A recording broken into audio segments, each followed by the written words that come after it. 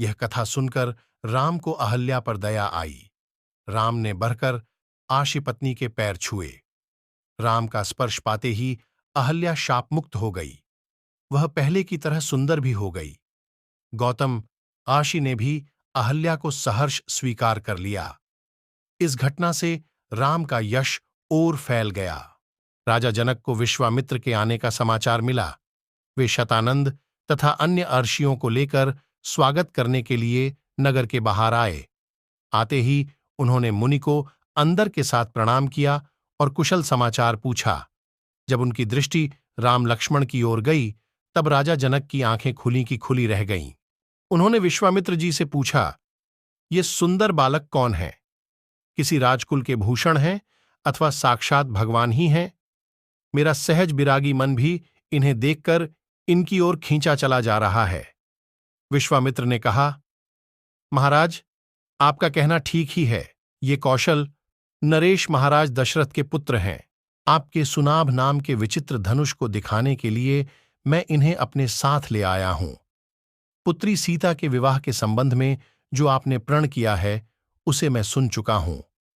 राजा जनक ने मुनि की स्तुति की और यज्ञशाला के निकट ही एक रमणीक उद्यान में मुनि और राम लक्ष्मण के ठहरने का प्रबंध कर दिया। तेहि क्षण राम मध्य धनु तोरा, भरे भुवन धुरि घोर कठोरा। अगले दिन गुरु विश्वामित्र के साथ राम लक्ष्मण यज्ञशाला में गए। राजा ने उन्हें एक ऊंचे आसन पर बैठाया।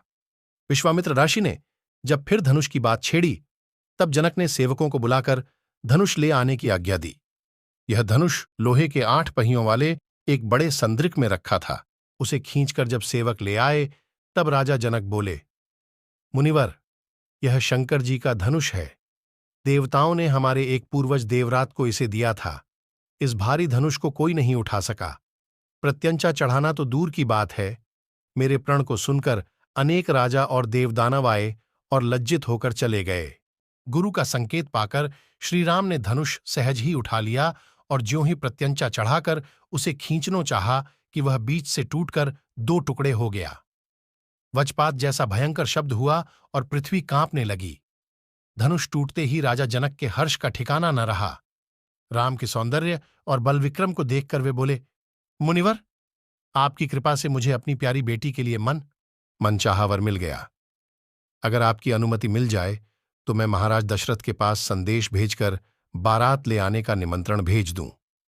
विश्वामित्र बोले, अब क्या पूछना? शुभ कार्य में देर क्यों की जाए? राजा जनक ने अपने चतुर मंत्रियों को शीघ्रगामी रथ द्वारा अयोध्या जाने की आज्ञा दी।